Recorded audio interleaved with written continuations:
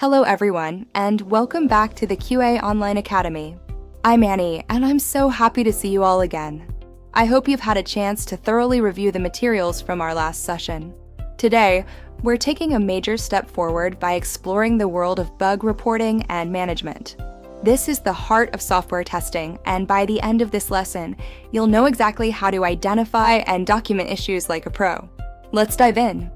So, what exactly is a bug? Simply put, it's a software malfunction that causes unexpected behavior. Bugs can stem from flawed design, coding errors, or even misunderstood requirements. Regardless of their origin, they significantly affect system functionality and the overall user experience. Not all bugs are created equal. We categorize them into types like programming bugs, which are errors in code, design bugs, which are flaws in the architecture, and requirement bugs, which happen when system specifications are misunderstood or missing.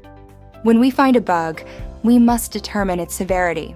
Critical bugs break the system and need immediate fixes. High-severity issues affect main processes, while medium and low levels represent less impactful functionality or cosmetic issues. To manage bugs effectively, we need clear reporting criteria.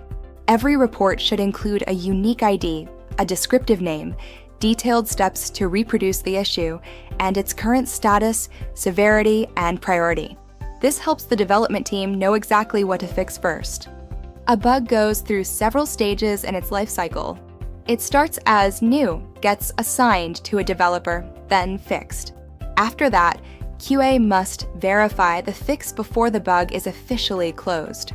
Keeping track of this flow is essential for project management. We also use metrics to measure our progress. We track the total number of bugs, the average time to resolution, the distribution across types, and even the reopen rate to ensure high-quality fixes. Effective bug management requires clear communication and team collaboration. By focusing on high-impact bugs and continuously monitoring our metrics, we can foster a culture of quality and efficiency throughout the development process. Now that we've covered the theory, let's look at a practical example. This is a real-world bug report for an input validation issue on a login page. Pay close attention to how each detail we just discussed is applied here. Here's our overview. The bug is titled Input Field Gets Incorrect Value. It's currently opened and marked as high severity because it directly affects the security of the login process. The steps to reproduce are simple but critical. Step 1. Open the login URL. Step 2. Enter an invalid email. Step 3. Enter the password. And finally, click the next button. Following these steps should trigger the error we're looking for. In our test, we expected an error message to appear for the invalid email. However, the actual result was a success message. This clearly shows that the input validation is failing, allowing incorrect data to pass through. The impact is significant.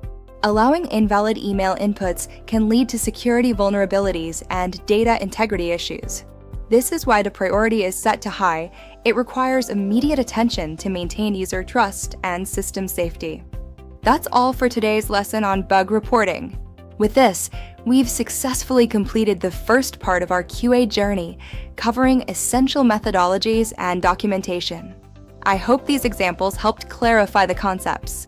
Now, get ready because in our next series, we're going to dive deep into automation testing. Don't forget to subscribe to our channel, leave your feedback, and review previous chapters to stay sharp. See you in the automation series, and happy testing!